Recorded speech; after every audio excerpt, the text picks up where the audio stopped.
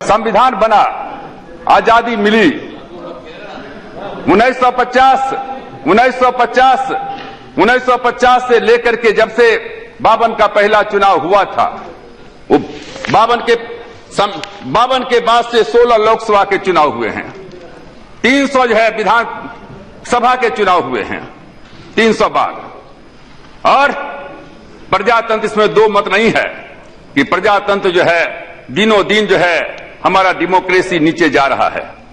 लेकिन आप एक बात याद रखिए, बाबा साहेब अम्बेडकर ने कहा था कि हम जा रहे हैं विरोधाभास में। एक तरफ से जो गरीब लोग हैं, दलित हैं, पिछड़े हैं, अल्पसंख्यक हैं, गरीब लोग हैं, उनको राजनीतिक आजादी मिल गई है, लेकिन उनको आर्थिक और सामाजिक आजादी नहीं मिली है।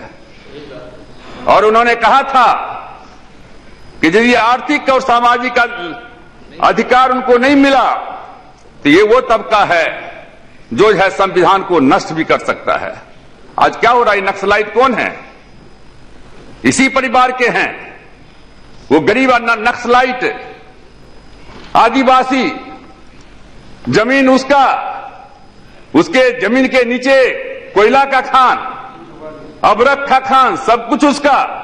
और जब खान निकलता है उसको भगा दिया जाता है, देसी विदेशी कंपनी का।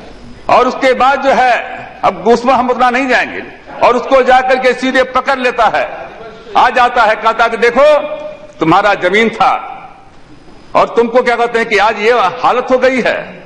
सीधे उससे क्या कहते हैं कि वो जो है उसमें फंस जाता है। जमीन के अंदर में गर्म पदार्थ हैं सर, गर्म पदार्थ को धीरे धीरे बाहर निकलने का मौका मिलता है तो ज्वालामुखी नहीं फूटता है, लेकिन यदि दबा करके रखने की कोशिश किया गया तो ज्वालामुखी फूटता है। और जब ज्वालामुखी फूटता है तो अंग्रेजी में एक कहावत है कि that is down its fear no fall, जो सबसे नीचे है उसको गिरने का भय नहीं होता है। इसलिए हम आपसे कहना चाहेंगे, सरकार से भी कहना चाहेंगे कि सर आप एक आंख में करुणा रखिए लेकिन दूसरे आंख में ज्वाला रखिए। गरीब के प्रति ये एक तरफ में अमीरी का कैलाश, दूसरे तरफ में गरीबी का पताल।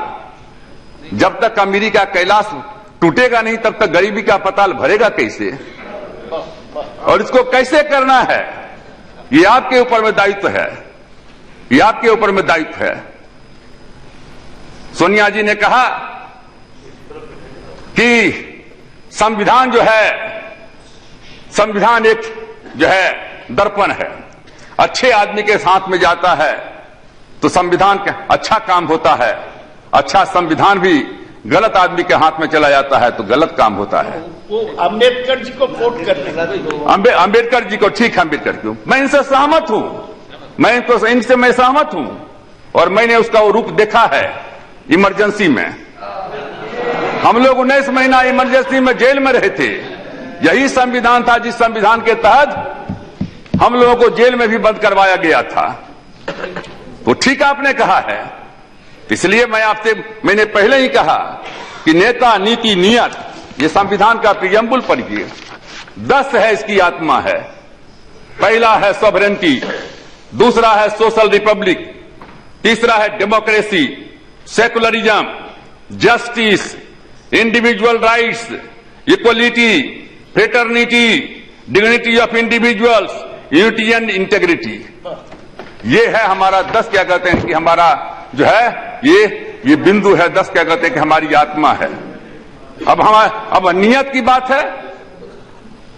अब हमारे जैसा लोग, अभी हमारे साथी कह रहे थे, रिजर्वेशन की बात कर रहे थे, ठीक कह रहे थे, सीपीएम के साथी ठीक कह रहे थे। अब प्रमोशन में रिजर्वेशन का मामला है सर। हमारा एक न्यायपालिका है, हम सदन में हैं, मंडल कमीशन हमारे, हम थे उस समय में कल्याण मंत्री थे। हमारे पास में 6 विभाग था, आज जो 6 विभाग है, अनुसूचित जाति था, अनुसूचित जनजाति था, पिछड़ी जाति था, अल्पसंख्यक था, महिला था, और क्या कहते हैं कि वेलफेयर से चाइल्ड एंड वेलफेयर था। ये सब हमारे पास में थे। हमने महिला कमीशन को उसी समय हमने दिया था संवैधानिक दर्जा, अनुसूचित जाति जनजाति का उसी समय में दिया था संवैधानिक दर्जा, प्रिवेंशन ऑफ एट्रोसिटीज एक्ट उसी समय में हमने क्या कहते हैं कि लागू करने का काम किया था। और उसी समय में मंडल कमीशन, हाँ पीपी सिंह प्रधानमंत्री थे, और मंडल कमीशन लागू करने का काम किया गया। जब मंडल कमीशन लागू हुआ तो मंडल कमीशन के खिलाफ में लोग सुप्रीम कोर्ट में चले गए। सुप्रीम कोर्ट ने किसी ने हम देखिए, मैं आ रहा हूं कौन, देखिए मैं बतलाता हूं, आप देखिए, फिर आप पॉलिटिक्स में मत घुसाइए ना। नहीं, हमारा कोई भाषण पॉलिटिकल नहीं है। मंडल जब लागू किया तो मामला सुप्रीम कोर्ट में गया। सुप्रीम कोर्ट ने कहा कि प्रमोशन में रिजर्वेशन जो है, मंडल तो ठीक है। और मैं कहना चाहूंगा कि मंडल कमीशन की जब हम लड़ाई लड़ रहे थे तो सिर्फ रामविलास पासवान ही नहीं लड़ रहे थे। उस समय में यहां मधु दंडवते भी थे, चंद्रजीत यादव भी थे, हरिकेश बहादुर भी थे।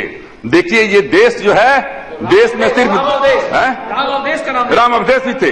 तो इसलिए आप भी जो हम सबका नाम जोड़ लीजिए ना। मैं कहना चाहता हूं कि इस देश में और जिनको शरद जी भी थे, ठीक है। अरे शरद जी, लालू जी उस समय चीफ मिनिस्टर हो गए थे वहां। हम पार्लियामेंट की बात कर रहे हैं ना। तो इसलिए अच्छा, बिहार के बारे में बात बोलिए भाई, क्यों कहा जाता है? अच्छा, जयप्रकाश जी जिनका नाम जोड़े हैं, सबका नाम जोड़ लीजिए। कहें जिनका, सबको जोड़ लीजिए, जयप्रकाश जी का भी जोड़ लीजिए। तो मैं कहना ये देखिए, मैं ये कहना चाहता हूं कि इस देश में कभी जाति, जब हम जाति के खिलाफ में बैकवर्ड फॉरवर्ड करते हैं, इस बात को भी मानना चाहिए कि इस देश में हर जाति के लोगों ने जाति व्यवस्था के खिलाफ में लड़ने का काम किया। गांधी जी वैश्य थे, भगवान बुद्ध क्षत्रिय थे, राजा थे, लेकिन बाबा साहब अम्बेडकर ने कहा कि भगवान बुद्ध को अपना नेता मानने का काम किया। दयानंद सरस्वती ब्राह्मण थे, लेकिन दयानंद सरस्वती ने जब पाखंडवाद के खिलाफ में लड़ने का काम किया तो दयानंद सरस्वती को भी जहर देने का काम ब्राह्मण नहीं किया था। विवेकानंद कायस्थ थे, लेकिन विवेकानंद ने कहा, अरे ऊंची जाति के लोगों, अपने अधिकार को इन शूद्रों के हाथ में सौंप दो, नहीं तो जब उठेगा तो एक फूंक से तुम्हारी सारी ताकत को उठा करके रख देगा। इसलिए हम सबका इस देश में जो है, भारत एक बगीचा है। इस बगीचा में हर तरह के फूल हैं। हिंदू भी हैं, मुसलमान भी हैं, सिख भी हैं, ईसाई भी हैं, दलित भी हैं, ब्राह्मण भी हैं। और जो बगीचा का जो हम चाहते हैं, हमारी सरकार चाहती है कि हमारे बगीचा में कोई फूल मुरझाने नहीं पावे, हर कली को खिलने का मौका मिले, हर फूल को मुस्कुराने का मौका मिले। ये मैं कह रहा था, मंडल कमीशन जब गया कोर्ट में, तो मंडल कमीशन जब कोर्ट में गया तो सुप्रीम कोर्ट ने कहा प्रमोशन में रिजर्वेशन खत्म कर दिया जाएगा। जो हमारे सीपीएम के साथी कह रहे थे, प्रमोशन में रिजर्वेशन खत्म कर दिया जाएगा। 5 साल के बाद 1992 को 16 नवंबर को मंडल कमीशन का जजमेंट आया। हम धन्यवाद देना चाहते हैं नरसिम्हा राव जी को कि 5 साल 1995 में नरसिम्हा राव जी ने जो है प्रमोशन में रिजर्वेशन को पार्लियामेंट में पेश किया, संविधान संशोधन करके क्या हुआ कि प्रमोशन में रिजर्वेशन रहेगा। लेकिन इस देश में एक से एक लोग हैं। एक चला गया कोई, उसने कहा कि हाँ परमिशन में रिजर्वेशन तो रहेगा लेकिन सीनियरिटी नहीं रहेगी। अटल बिहारी वाजपेयी जी की सरकार थी 2000 में, और 2001 तीन संशोधन हुए। जो लोग है भाजपा और कांग्रेस या पार्टी की बात करते हैं, पहला संशोधन हुआ क्या, और तीनों संशोधन का, चारों संशोधन का हमारे पास में क्या कहते हैं पूरा आंकड़ा पूरा है। पहला संशोधन हुआ जिसमें कहा गया कि नहीं सीनियरिटी रहेगी। फिर एक कोई आदमी चला गया, उसने कहा हां सीनियरिटी तो रहेगी लेकिन जो है रिलैक्सेशन नहीं रहना चाहिए, आर्टिकल 335 का उल्लंघन होता है। फिर संविधान में संशोधन हुआ और फिर कहा गया कि नहीं, अटल जी के समय में, कि नहीं सीनियरिटी भी रहेगी और रिलैक्सेशन भी रहेगा। फिर उसके बाद कहा कि रिलैक्सेशन तो रहेगा लेकिन सुप्रीम कोर्ट ने कहा कि 50% से ज्यादा रिजर्वेशन नहीं होगा, 50% ज्यादा नहीं होगा। फिर संविधान में संशोधन हुआ 2001 में अटल जी के समय में, और उसमें कहा गया कि नहीं, जहां 50% से ज्यादा हम वायलेशन नहीं करेंगे, लेकिन हम नहीं हम 50% से ज्यादा का ऊपर में नहीं जाएंगे, लेकिन स्पेशल रिक्रूटमेंट चलाने का हमको अधिकार रहेगा कि यदि शेड्यूल कास्ट, शेड्यूल ट्राइब्स का, बैकवर्ड क्लासेस का कोटा पूरा नहीं हुआ है और 50% तक हम जाते हैं और उससे पूरा नहीं होने वाला है, तो हम अलग से रिक्रूटमेंट कर सकते हैं। फिर उसके बाद जो है नागराज गया सुप्रीम कोर्ट में और उसने कहा कि सारे के सारे संविधान संशोधन जो हुए हैं असंवैधानिक हैं। सुप्रीम कोर्ट ने कहा कि नहीं, असंवैधानिक तो नहीं है, असंवैधानिक नहीं है, वैधानिक है, लेकिन कहा क्रीमी लेयर नहीं रहेगा। 9 मेंबर्स बेंच कहता है मंडल कमीशन का कि शेड्यूल कास्ट के लिए क्रीमी लेयर नहीं है, और वो कहता है, कोर्ट कहता है कि क्रीमी लेयर रहेगा। फिर उसके बाद दूसरा क्या कहता है शेड्यूल कास्ट, शेड्यूल ट्राइब्स के लिए कि बैकवर्डनेस का पहचान करना पड़ेगा। शेड्यूल कास्ट का पहचान बैकवर्डनेस नहीं है, शेड्यूल कास्ट का पहचान अनटचेबिलिटी है। नहीं, कौन पासवान जी, क्रीमी लेयर तो केवल ओबीसी के बारे में, लेकिन सुप्रीम कोर्ट ने कहा ना कि शेड्यूल कास्ट, इसलिए तो बंद हो गया ना, जो बात कर रहे हैं कि अभी प्रमोशन में रिजर्वेशन बंद है, इसलिए उसने कहा दिया क्रीमी लेयर।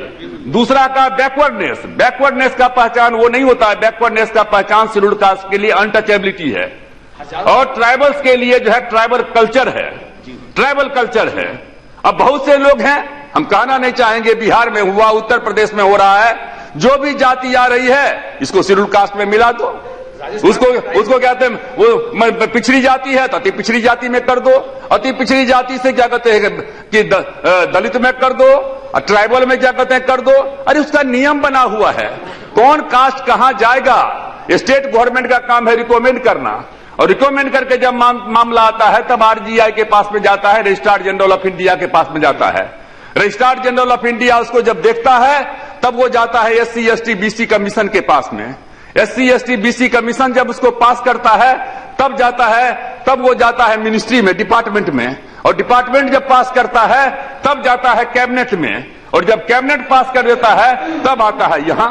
लेकिन जिसको जहां मन हो रहा है, इसको वहां घुसा दो, उसको वहां घुसा दो, उसको वहां कर दो, राजनीतिक लाभ लेने का काम करो। इसलिए मैं कहना चाहता हूं कि आपने ठीक कहा, और मैं प्रधानमंत्री जी से आग्रह करना चाहता हूं, पिछली बार यूपीए की सरकार ने लाई थी, लेकिन किसने विरोध किया था? बीजेपी ने विरोध किया था। किसने विरोध किया था? बोलते क्यों नहीं है? विरोध किया था मुलायम सिंह यादव जी की पार्टी, समाजवादी पार्टी ने। पास नहीं होने, एक मिनट, पास नहीं होने दिया ना, लोकसभा एक जगह से पास हो गया, दूसरे जगह पर पास नहीं होने के लिए दिया है। आप लोग सर्वसम्मति बना लो, सरकार क्या कहते हैं, सरकार लाने को तैयार है। निजी क्षेत्र में आरक्षण का मामला है, हाँ ठीक है, हम नहीं चाहते कि साइंटिस्ट में आरक्षण हो, हम नहीं चाहते हैं कि जिससे कोई उसके ऊपर में जो है एफिशिएंसी के ऊपर में हो, लेकिन क्लास 3 में, क्लास 4 में, उसमें जो अफर्मेटिव एक्शन तो है ही। इंग्लैंड अमेरिका में नहीं है क्या? यहां टीवी में जाकर के देखिए, प्रेस में जाकर के देखिए, 0.01% भी शेड्यूल कास्ट का आदमी नहीं मिलेगा, और वहां 4 आदमी को देखिए तो वो काला जरूर मिल जाएगा। यहां तो किसी को पहचान में भी नहीं है कौन किस जाति का है। इसलिए प्राइवेट से निजी क्षेत्र, जो प्राइवेट सेक्टर में है, हम उससे सहमत हैं कि कम से कम जो है रिजर्वेशन नहीं हो तो अफर्मेटिव एक्शन क्या कहते हैं उसका होना चाहिए। सर मैं आपसे कहना चाहूंगा, ये एक्ट बना हुआ है, इतने दिन तक सरकार रही है, किनकी सरकार रही है? अभी तक जो शेड्यूल कास्ट, शेड्यूल ट्राइब्स का जो रिजर्वेशन है, वो रिजर्वेशन एक्ट से नहीं चल रहा है, वो रिजर्वेशन चल रहा है गवर्नमेंट ऑर्डर से। जो अफसर होता है उसको उल्लंघन कर देता है, किसी को क्या कहते नहीं। हम लोग शुरू से मांग कर रहे हैं कि भाई एससी एसटी जो जितना आप रिजर्वेशन दे रहे हो गवर्नमेंट ऑर्डर से, उसको एक्ट बना दो और उसको 9 शेड्यूल में डाल दो, कोई अफसर की हिम्मत नहीं पड़ेगी। ये सारे के सारे चीज है जो बुनियादी काम है, इसको क्या कहते हैं कि हमको क्या कहते हैं करना है, और यही बुनियादी चीज है। ये फेडरल स्ट्रक्चर और फल्ला और चिल्ला वो तो लड़ करके हो ही जाएगा, लेकिन ये गरीब जो लोग हैं, जो दलित हैं, आदिवासी हैं, पिछड़े हैं, अल्पसंख्यक हैं, ऊंची जाति में जो गरीब लोग हैं, इनकी समस्या के तरफ में सरकार ध्यान नहीं देगी तो ये प्रजातंत्र जो है, डेमोक्रेसी जो है, जो जड़ में जा रहा है। और जिस बाबा साहब अम्बेडकर का हम नाम लेते, बाबा साहब अम्बेडकर का अभी भी जाकर देखिए, राज्यसभा का टीवी में हम लोग देख रहे थे, बाबा साहब अम्बेडकर को कौन आने देना चाहता था? ये गांधी जी का सजेशन था। कोई कौन आने देना चाहता था? सब कहते थे बाबा साहब अम्बेडकर को क्या क्या कहते थे। इसलिए यदि हम बाबा साहब अम्बेडकर के प्रति सच्ची श्रद्धांजलि अर्पित करना चाहते हैं और संविधान दिवस के अवसर पर हम संविधान को मजबूत करने की बात करना चाहते हैं, तो जो गरीब का राज, पावर टू द पुअर, गरीब का राज कैसे हो, और उसके बाद जो है ये जो सामाजिक सोशल इविल्स है उसको कैसे हम क्या कहते हैं खत्म कर सकें, इसके ऊपर में हमको गंभीरता से विचार करना पड़ेगा। हम आगे बढ़े हैं, लेकिन आगे बढ़ने का यदि 5 फीट 7, यदि आदमी का उम्र 25 साल का हो और 3 फीट का हो, तो निश्चित रूप से पैदा लिया था उससे बड़ा हुआ है, लेकिन जितना होना चाहिए था उतना नहीं हो पाया है। इसलिए यदि हम संविधान के प्रति अपना जो है डेडिकेशन करते हैं, समर्पण करते हैं, उनको हम अंगीकार करने का काम करते हैं, तो ये सरकार और विरोध सबकी जवाबदेही है कि जो आत्मा है संविधान का और जो पावर टू दी पुअर है, उस पावर टू दी पुअर के लक्ष्य को आगे बढ़ाने का काम करें। इन्हीं शब्दों के साथ उपसभापति जी मैं आपको और सरकार और विपक्ष सबको मैं धन्यवाद देना चाहता हूं। श्री राजमोहन रेड्डी। हिंदुस्तान में अगर सबसे बड़ा लीडर कोई था, गांधी से बढ़कर महात्मा गांधी से बड़ा, नेहरू से बड़ा, इंदिरा गांधी से बड़ा, अटल बिहारी वाजपेयी से बड़ा, सावरकर से बड़ा, अगर पंडित दीनदयाल उपाध्याय से भी कोई बड़ा लीडर था तो वो बाबा साहेब अम्बेडकर।